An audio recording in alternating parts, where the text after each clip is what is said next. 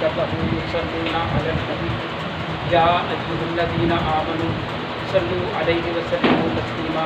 میرے ساتھ سب مل کر درود شریف پڑھیں. اللهم صل على سيدنا محمد وعلى آل سيدنا محمد بعدد كل ذرة منك أربعة مرات وبارك وسلم. الصلاة والسلام عليك يا رسول الله، الصلاة والسلام عليك يا حبيب الله، الصلاة والسلام عليك يا نبي الله وعلى آلك وأصحابك يا محمد رسول اللہ صلی اللہ تعالیٰ علیہ وآلہ وسلم. گنج بخشے فیض عالم مظہر نور خدا. میرے ساتھ مل کے پڑھیں. گنج بخشے فیض عالم مظہر نور خدا. آپ لوگ پڑھیں نا، آپ بھی تو اس میں شامل ہیں نا. یہ جن کے پیچھے بیٹھے میرے ساتھ اسی بات سے پڑھیں.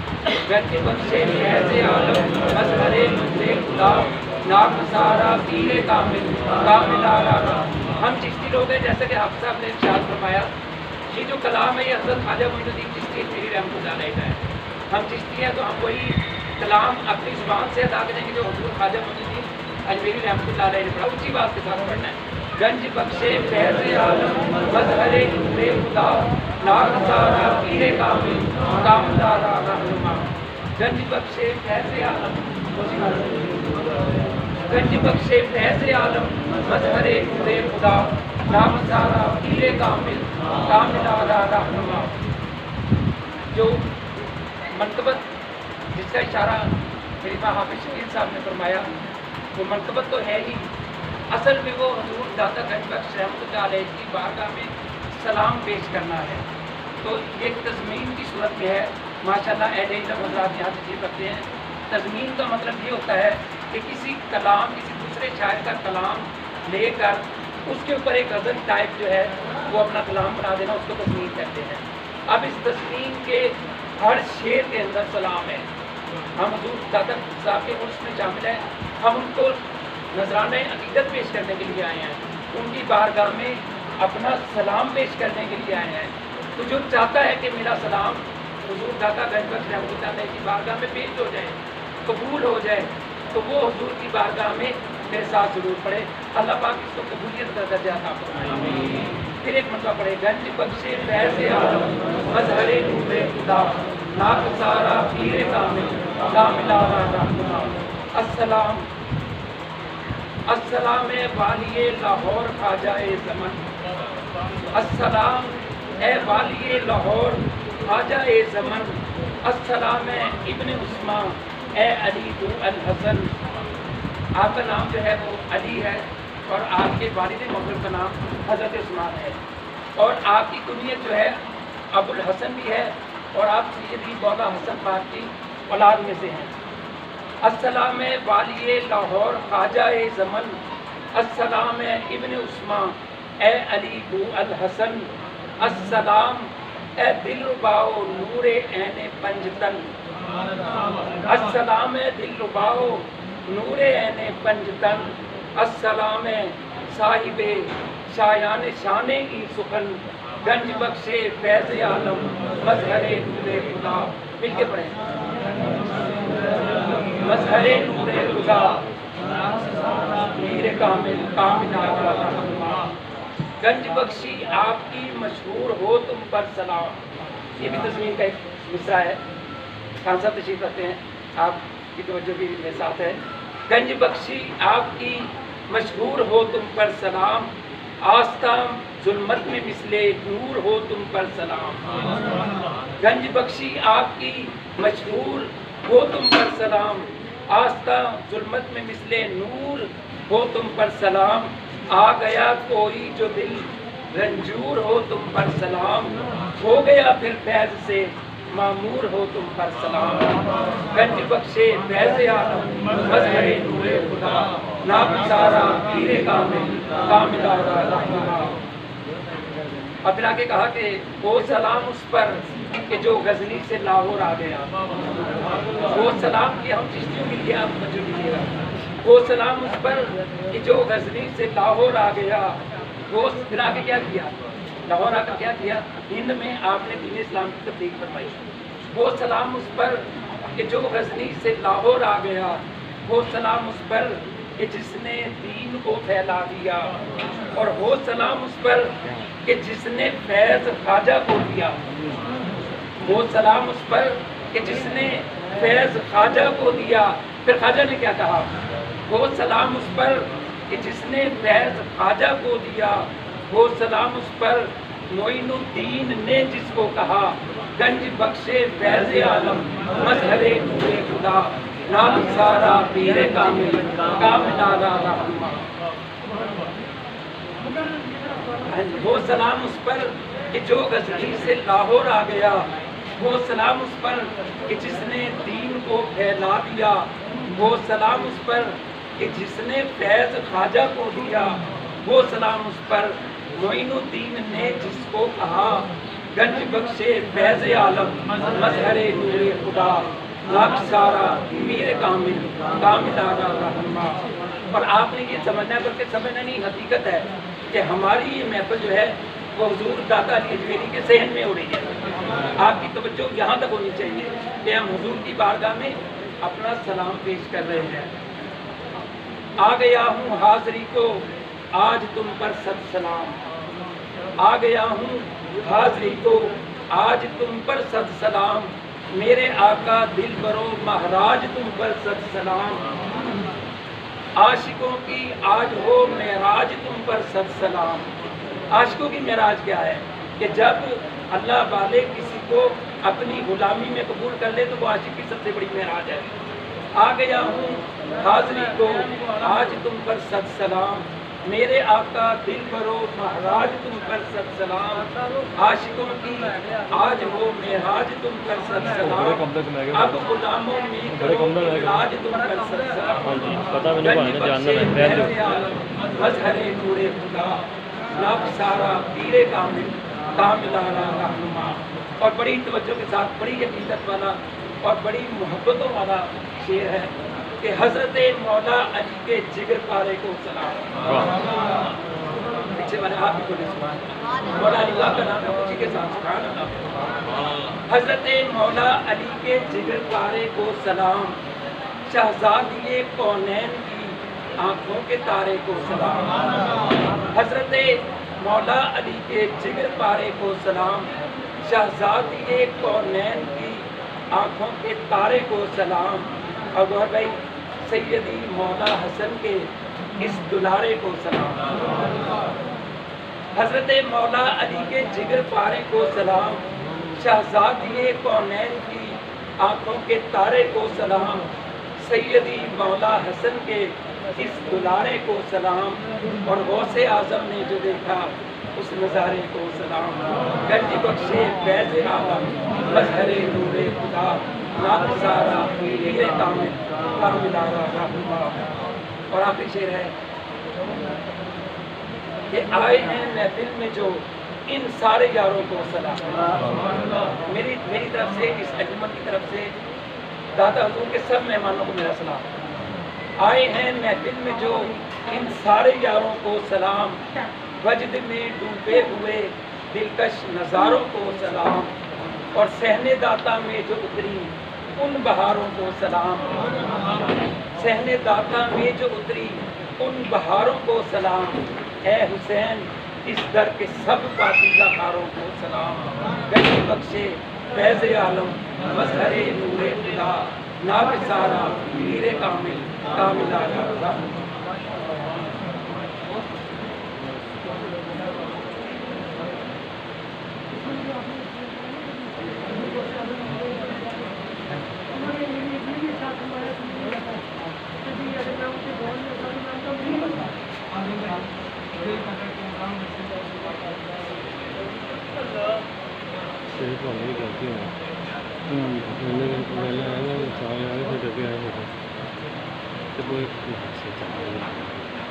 کوئی نہیں یہ پیر بھائی آپس میں کیا رشتہ ہوتا ہے اور یہ اللہ کی محبت کیا چیز ہے اور رسول اکرم صلی اللہ علیہ وسلم کی جو محبت ہے یہ پہلا قرینہ ہے اللہ تعالیٰ کے اللہ تعالیٰ ہم نے خود کو نہیں دیکھا. ہم نے اپنے نبی اکرم صلی اللہ علیہ وسلم سے محبت کر کے اللہ تعالیٰ کی شناخت کو پہچانا کہ خدا تعالیٰ ہم سے کیا چاہتا ہے. ہم نے خدا تعالیٰ کے احکامات کی پابندی किस रविश से गए। अंबिया बहुत से आए हैं, ये हमारी खुशकिस्मती है कि हम आखिरी नबी हज़रत मोहम्मद सल्लल्लाहु अलैहि वसल्लम के उम्मती ठहरे, और जब तक हम उनकी इत्तबाए हकीकी में नहीं जाएंगे उस वक्त तक हम अल्लाह ताला के यहाँ मोतबर नहीं ठहरेंगे। जन्नत उसी को सज़ावार होगी जो हमारे आका करीम सल्लल्लाहु अलैहि वसल्लम के मोहब्बत में। अब औलिया अल्लाह की मोहब्बत उसी मोहब्बत की एक कड़ी है जो कि हमें नबी अकरम सल्लल्लाहु अलैहि वसल्लम की तरफ से हदायत मिली। अगर हम नेक औलिया से, नेक बुजुर्गों से, अल्लाह ताला के बंदगीना बंदों से मोहब्बत रखते हैं तो ये अल्लाह ताला से मोहब्बत रखने का ही एक वसीला है। ये उसी का एक तरीका है। अल्लाह ताला से मोहब्बत कैसे करेंगे? जब हम उसके बंदगीना बंदों से मोहब्बत करें। पहला स्टेप तो ये है कि नबी अकरम सल्लल्लाहु अलैहि वसल्लम से इश्क की इंतहा करेंगे। और नबी अकरम सल्लल्लाहु अलैहि वसल्लम से इश्क की इंतहा क्या है? एक तो होता है बलबल इश्क, जो मैं कहता हूँ कि मैं नबी अकरम सल्लल्लाहु अलैहि वसल्लम का आशिक हूँ। ये इश्क भी किसी हद तक नहीं है, लेकिन इसका अगला स्टेप ये होता है कि जब आप उनसे मोहब्बत करते हैं तो आप अपने आप को उसमें रखने की कोशिश करते हैं, आप उनके तरीका की इत्तबा करते हैं। हम नबी अकरम सल्लल्लाहु अलैहि वसल्लम से मोहब्बत का दावा करते हैं तो इसका मतलब है कि हमें आका करीम सल्लल्लाहु अलैहि वसल्लम के बताए तरीके के मुताबिक नबी अकरम सल्लल्लाहु अलैहि वसल्लम के फज़ाइल बयान किए जाते हैं।